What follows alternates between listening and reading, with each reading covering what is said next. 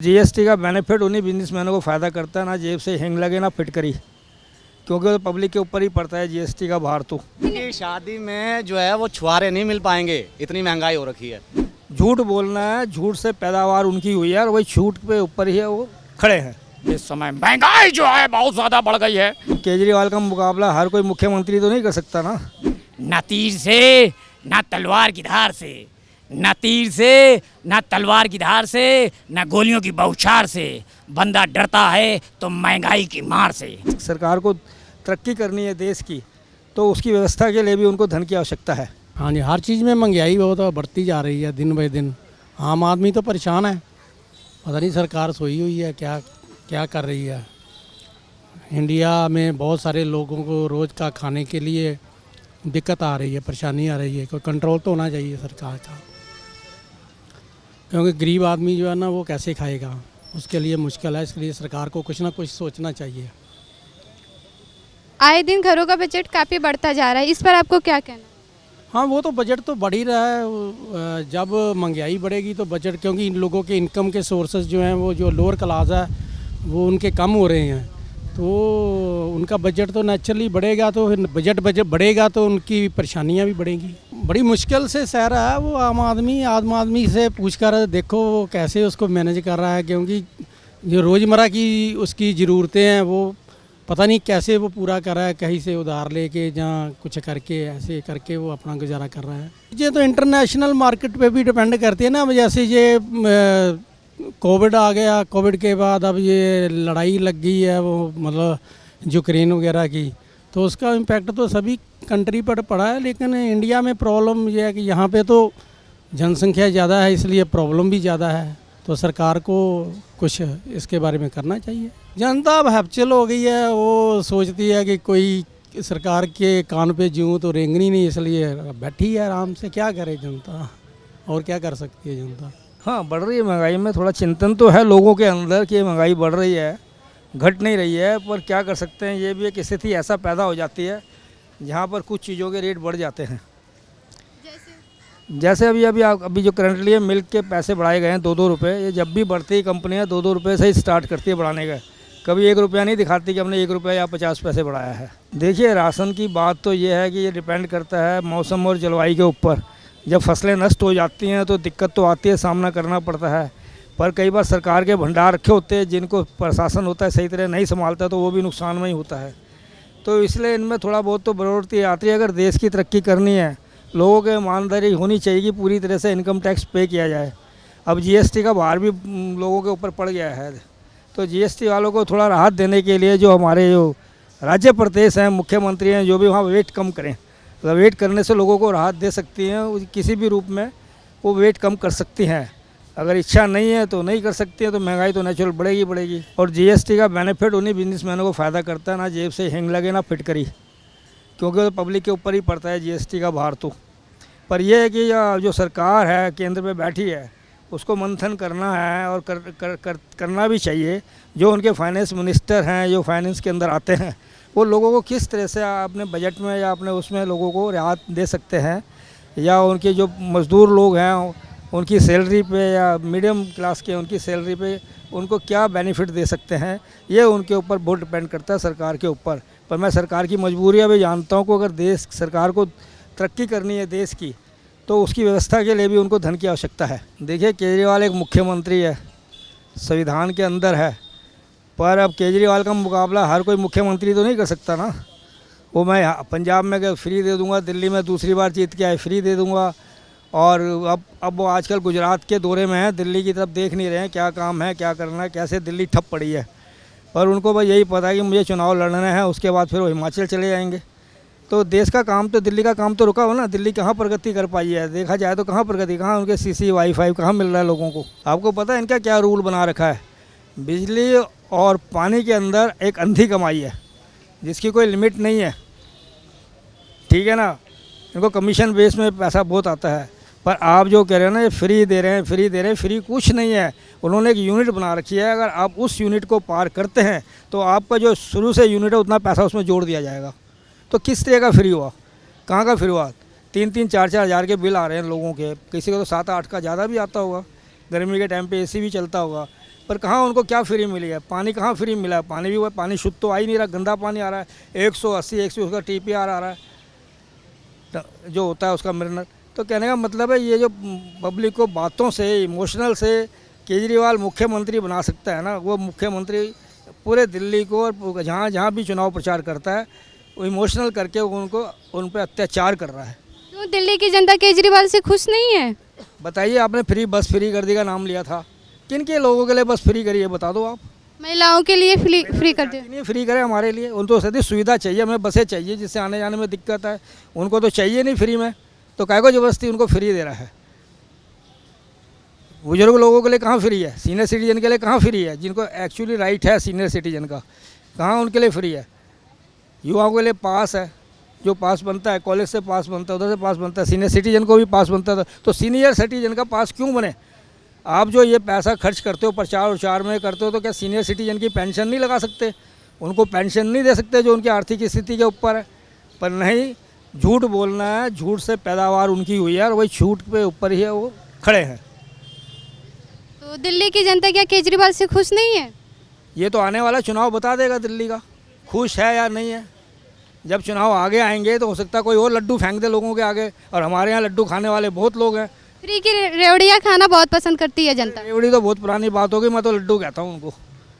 हाँ लड्डू बोलता हूँ मैं उनको, लड्डू खाने के लिए तो फ्री में तैयार हैं वो लोग, क्योंकि ये रेवड़ियाँ तो खा के पेट भर गया उनका, देख लिया उनको कि रेवड़िया में कितना उनको हजम हुआ है नहीं हजम हुई, दांत है भी या नहीं है, तो इसलिए हमारा लड्डू तो एक आसानी से खाया जा सकता है ना।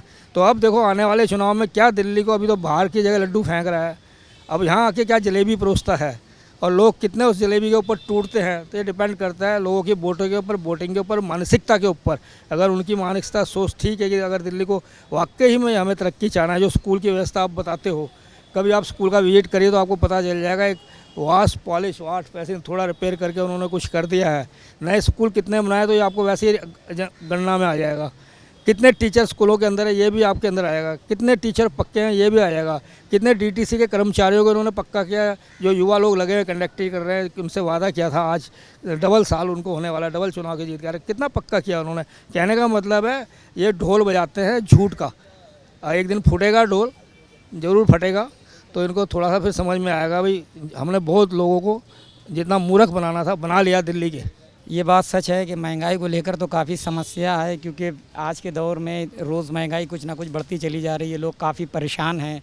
और ख़ास तौर से ये बात सच है कि इतनी परेशानियां आ गई कुछ पूछो ना। मैं खुद भी बॉम्बे में एक आर्टिस्ट हूँ, कलाकार हूँ, क्रिकेट कमेंट्री भी करता हूँ छोटे मैचों में। अभी हमारे भी काम बम्बई में जो चलते थे इवेंट के प्रमोशन से, वो सब बंद हो चुके हैं। और जो हमारे साथी जो कलाकार हैं बम्बई में, इतने अच्छे अच्छे आर्टिस्ट, इस टाइम बेचारे बड़े परेशान बैठे हुए हैं, काम नहीं है महंगाई की वजह से। और मैं एक्टरों की मिमिक्री भी करता हूँ, तो मैं एक राजकुमार के अंदाज़ में कहना चाहता हूँ कुछ मिमिक्री के अंदाज में। ना तीर से ना तलवार की धार से, ना तीर से ना तलवार की धार से, ना गोलियों की बौछार से, बंदा डरता है तो महंगाई की मार से।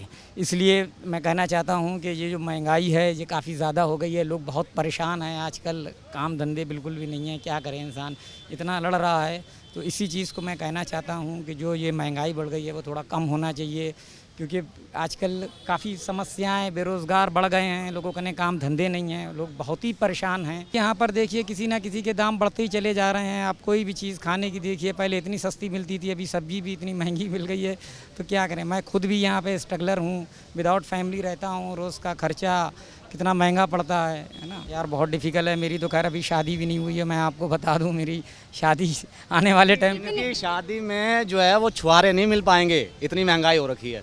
अब ये कह रहे हैं कि मेरी शादी है, अब छुआरे कैसे लेकर आओ, अब ये आप मुझे बताएं, है ना। तो एक महीने के अंदर हमने कितने कमाए, आज क्या है 17 अगस्त, 7 पंजे 35 हैं 4200 रुपये एक महीने के अंदर। 16 तारीख हो गई, 16 दिन निकल गए, बचे बाकी के 14 दिन। क्या करते हैं आप? हैं we all are artist, behind you वो देखिए, ये देखिए, वी ऑल आर आर्टिस्ट बाबा।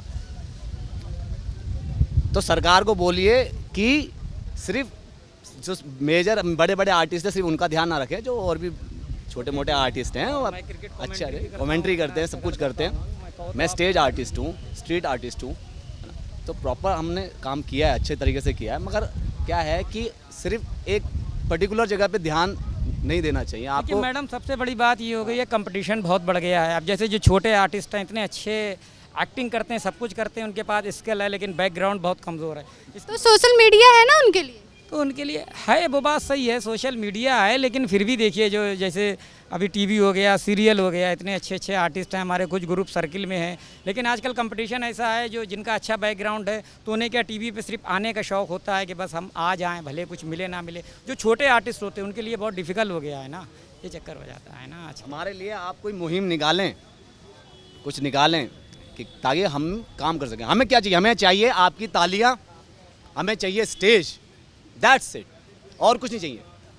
और सबसे अच्छी बात ये है मैडम, मैं बहुत आपका शुक्रिया अदा करता हूँ, क्योंकि देखिए आज न्यूज़ चैनल से हमें जो 24 घंटे की जो रिपोर्ट है वो घर बैठे मिल जाती है। आजकल हमें ज़रूरत नहीं होती, हम पूरी दुनिया आजकल जो है मोबाइल से देख लेते हैं, न्यूज़ चैनल से देख लेते हैं। एक ज़माने में इतना क्रेज़ नहीं था, लेकिन आजकल हम अपनी समस्या रख सकते हैं, ये बहुत अच्छी बात है। और मैडम मैं आपका बहुत शुक्रिया अदा करता हूँ कि आप यहाँ पर आए और आपने हमसे जो भी 2 बातें करी, बहुत इतना भी जैसे रोज़गार है कुछ, अब दिल्ली में जैसे है, जल्दी से मैं चाहता हूँ कोई फिल्म सिटी खुले, आर्टिस्टों को काम मिले, है ना। प्रमोशन के काम पहले बहुत चलते थे, अब बहुत डाउन हो गए हैं, क्योंकि उसकी वजह भी यही हो गई है। पहले इतना मैं खुद भी काम करता था, मैंने फ़िल्में की हैं, आप देखिए मेरी मारिया जर्नी ऑफ लव, शराबी क्राइम स्टोरी, ये वेब सीरीज़ है। द ग्रेट इंडियन तमाशा मैंने की, उसमें मेरा बहुत अच्छा न्यूज़ एंकर है ना। उसके अलावा मैं क्रिकेट कमेंट्री भी करता हूँ, लेकिन बस बड़े लेवल पे नहीं मिल जाता हूँ। अगर आप कहें तो मैं छोटी सी कमेंट्री सुना भी दूँ आपको एक एग्जाम्पल। केजरीवाल को लेकर के केजरीवाल का यही कहना चाहते हैं, खैर ऐसी बात नहीं है, केजरीवाल ने भी अच्छा काम किया है। यहाँ पर देखिए बसें फ्री कर दी हैं, जो बेचारी लड़कियाँ हैं जो स्कूल जाती हैं, जिनका दूर स्कूल है ना, लेकिन बसों में उनके लिए ये एक अच्छा बेनिफिट है कि उसमें किराया नहीं लगता है। लाइट 200 यूनिट फ्री कर दिए, ये भी एक बहुत अच्छा बेनिफिट है, ऐसी बात नहीं है। और हॉस्पिटल वगैरह भी खोले हैं, ये भी अच्छा। मैं कल ही दिखा के आया था हेड गवार में, हमारे मतलब दांतों में दर्द था, लेकिन बहुत अच्छा कल दवा दी, बहुत फ़ायदा हुआ। मिमिक्री करके देखा। सर मिमिक्री, हाँ ठीक है, मैं 1-2 एक्टरों की करता हूँ। सबसे पहले अमिताभ बच्चन की। देवियों सज्जनों, मैं अमिताभ बच्चन एक बार फिर भाई इस न्यूज़ चैनल का बहुत बहुत धन्यवाद करता हूँ। आए क्या समझते हैं, वो एक ही बात कहना चाहते हैं। देखिए जैसा कि आप जान रहे हैं कि इस समय महंगाई जो है बहुत ज़्यादा बढ़ गई है भाई। जो बेचारे जो स्ट्रगल लोग हैं उनके लिए, हमारे जैसे कलाकारों के लिए बड़ी मुश्किल हो गई है। ढूंढ ढूंढ के काम लाना पड़ता है टैलेंट दिखाने के बाद, क्योंकि आजकल ये बहुत मुश्किलात हो गए हैं। उस हिसाब मेरे मन को भाया और मैं इस वक्त कनॉट प्लेस में आया और यहाँ के लोगों को देख के हमारा दिल तो गार्डन गार्डन हो गया। ये सच्चाई है। अभी आपके साथ जिन्होंने बात करी है, कलाकारों की वैसे दयनीय स्थिति है। और जो एक थोड़ा सा मुझे इनकी बात पे अफसोस हुआ है, वो ये हुआ है कि सब बैकग्राउंड से अच्छे हैं। बैकग्राउंड से सिर्फ वही अच्छे हैं जिनके जो सुपर स्टार की फैमिली से आते हैं। बाकी मैंने टैलेंट का शो देखता हूँ, मैं उस टैलेंट में ऐसे गरीब से आते हैं, उनके पास मकान तक नहीं होता, खाने के लिए होता नहीं, कपड़े सिलाई के नहीं होते। वो बेचारे अपने टैलेंट से ऊपर आते हैं, उनका कोई बैग नहीं है। तो मैं इसलिए बताना चाहता हूँ कि आपके पास टैलेंट है तो आपका टैलेंट कभी कभी झुक नहीं सकता, और आप अपने टैलेंट के ऊपर ही आप विजय प्राप्त कर सकते हैं। पर यह नहीं कहा जाए कि हमारे को बैग चाहिए। इसमें कलाकारों को बैग की आवश्यकता बिल्कुल नहीं होती। मैं कई प्रोड्यूसर डायरेक्टर कईयों को जानता हूं मैं, पर मैंने कई नाटक में भी काम किया है मंडी हाउस में। पर मैं कहना चाहता हूं आपको कि ये जो है हम लोगों को अपना जो युवा जो वर्ग है एक हौसला तोड़ देता है, जो हौसला छोड़ देता है, ये नहीं छोड़ना चाहिए। इनको आजमा के करना चाहिए, और कभी भी आपका वक्त खराब इतना नहीं रहता, अच्छे वक्त भी आता है। आप देख रहे हैं नेट्रिक न्यूज, साहस सच कहने का।